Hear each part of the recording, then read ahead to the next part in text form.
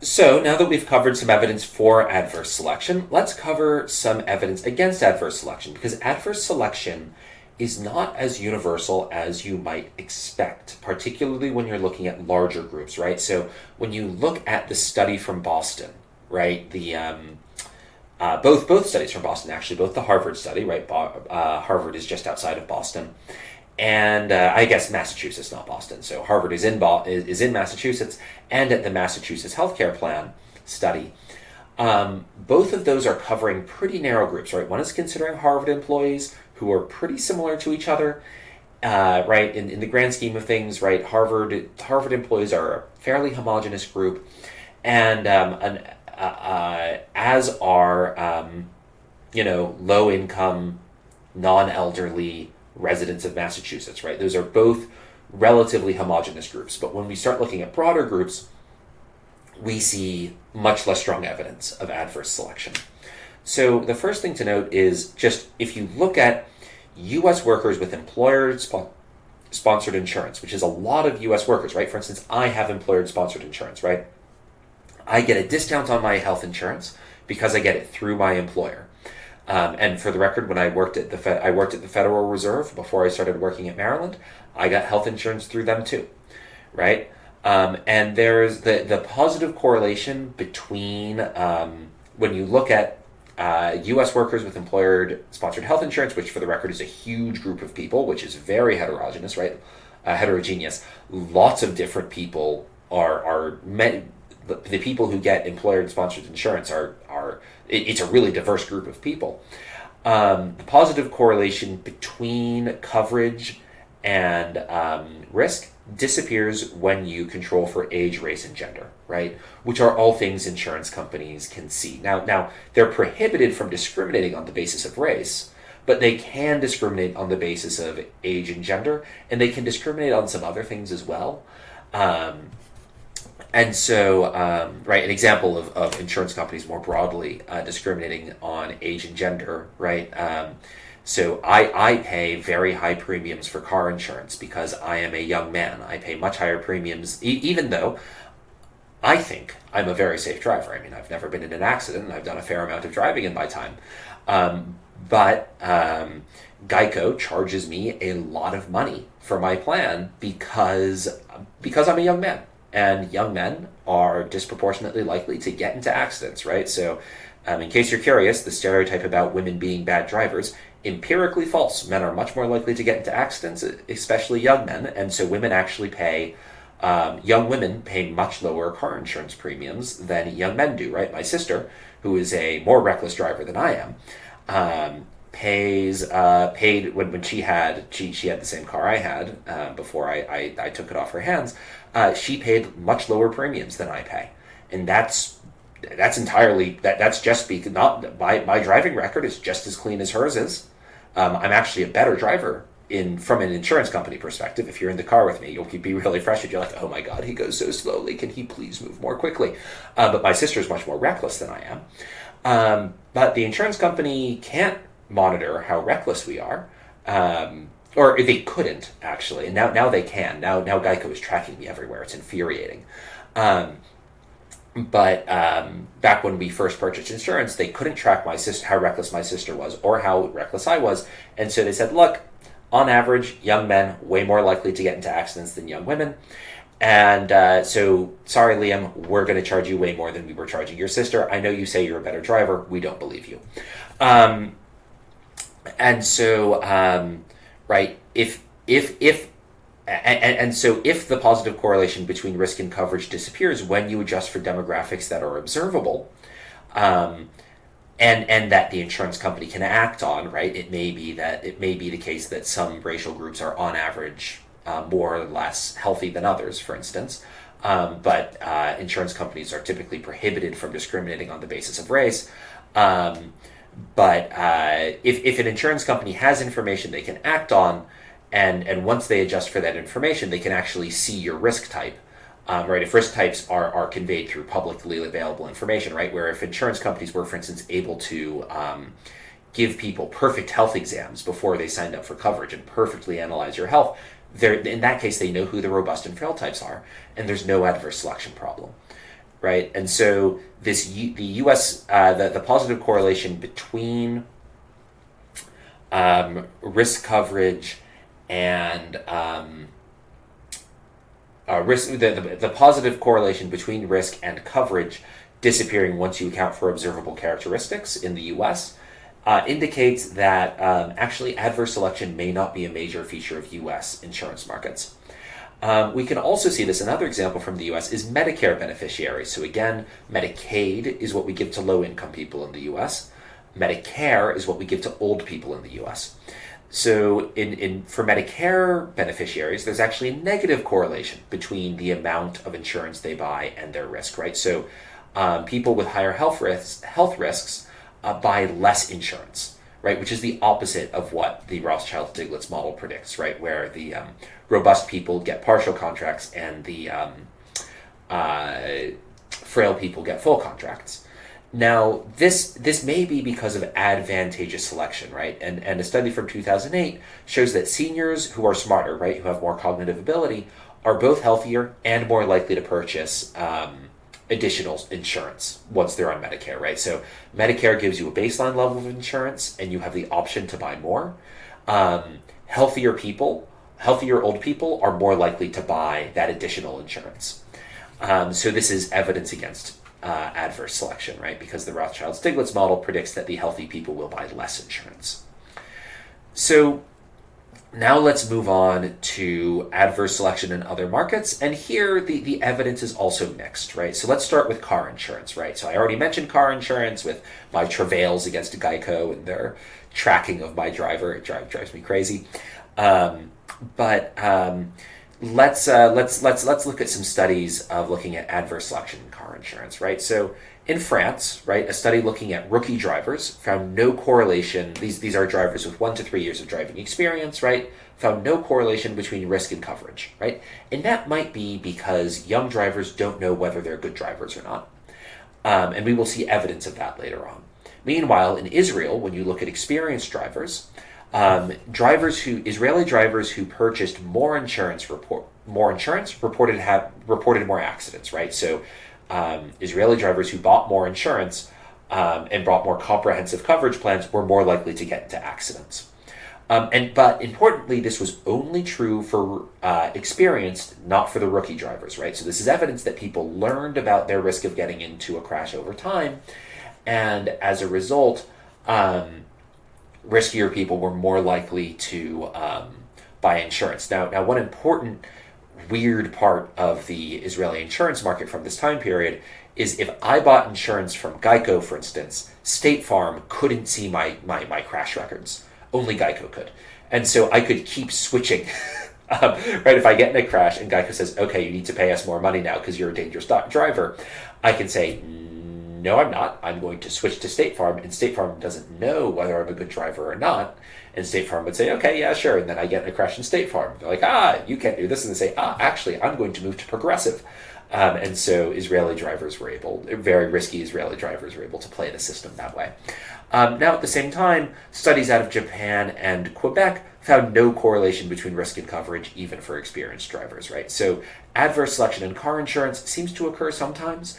But it does seem that people take time to learn their own insurance, to learn their own risk profiles, and it's not universal, right? So it's not true across all countries. Now let's look at adverse selection in life insurance, right? So we see actually some of the opposite predictions of looking at, so this is a study that looked at teacher life insurance policies, right? Life insurance policies provided to teachers in the US. And they actually found two things that went against the Rothschild-Stiglitz model. One is bulk discounting, not markups, in life insurance for teachers, right? So what does that mean, right? So I have a handy dandy graph here, right? You can see that the quantity of insurance is on the x-axis, right? And on the y is the price of insurance per unit of insurance, right? So this is per dollar of coverage. You'll notice that it actually falls as you buy more of it, right? So the price per unit of insurance falls as as the price of as the amount of insurance you buy goes up. Right, that's the opposite of what the Rothschild-Stiglitz model predicts. Right, according to the Rothschild-Stiglitz model, the graph should look like this, but the opposite happens. For the record, pretend those are straight lines. I promised you would not have to read my handwriting last lecture for this lecture. However, I did not promise you would not need to interpret my graphs. So I'm very sorry about that. Now, you'll notice that the insurance companies could tell who was smoking, and they could see people's age. They could see teachers' age and whether they smoked. So you'll notice that they were charging old smokers more than old non-smokers, who they charged more than young smokers, who they charged more than young non-smokers, right? So insurance companies could observe some parts of the risk, right? They could see whether you're smoking, and they could see your age, right? And so if you're an old smoker, they're charging you nearly twice as much money per unit of health insurance than they were if you were an old non-smoker. And old people generally were charged, 3-4 times as much money compared to young people, right? So this is evidence that the insurance company was pricing people based on their risk, but the prediction that the Rothschild-Stiglitz model predicts there should be bulk markups for insurance, not bulk discounts, and this picture shows bulk discounts. The other thing that happened is that there was a negative risk coverage correlation.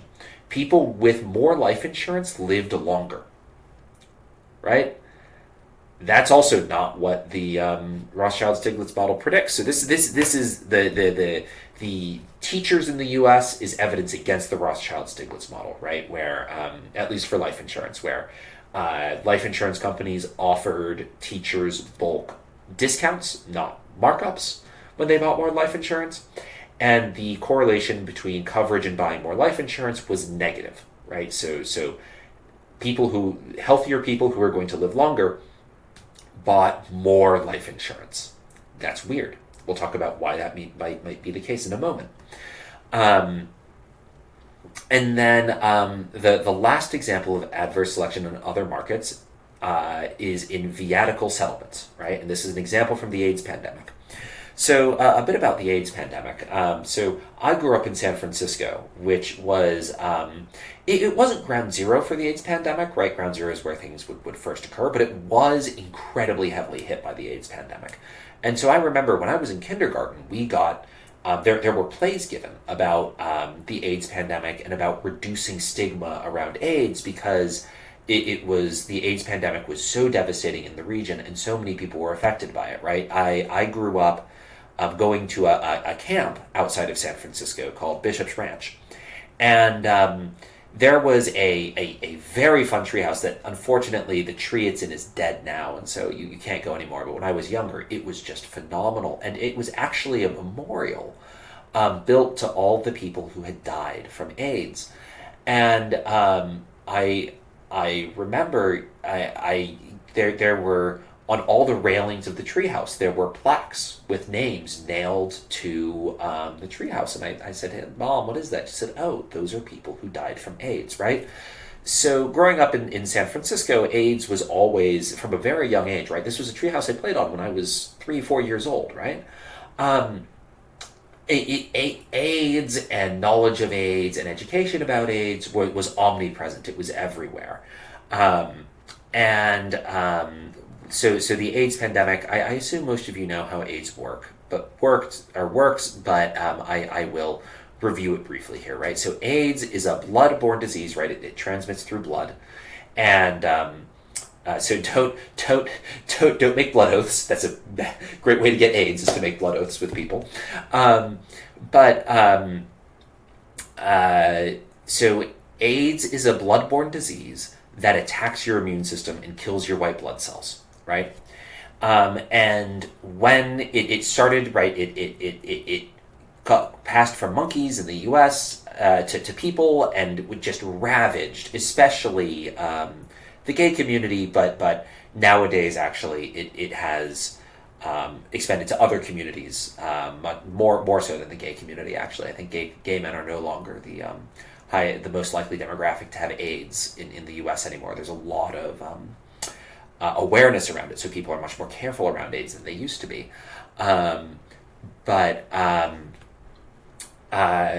if you got AIDS in the early 80s, it was a death sentence, right? There were no, you were dead within a few years. There were no effective treatments for it, right? And, right, the musical Rent is about this. So if you want to go listen to it, I mean, Rent's a pretty good musical. And if you want to listen to an incredibly depressing musical about AIDS, go listen to Rent. Side note, they also whine a lot about having to pay rent, which you have to pay rent. What are you doing? But there's another, so half of the musical is complaining about having to pay rent. The other half of the musical is tragic about the AIDS pandemic. So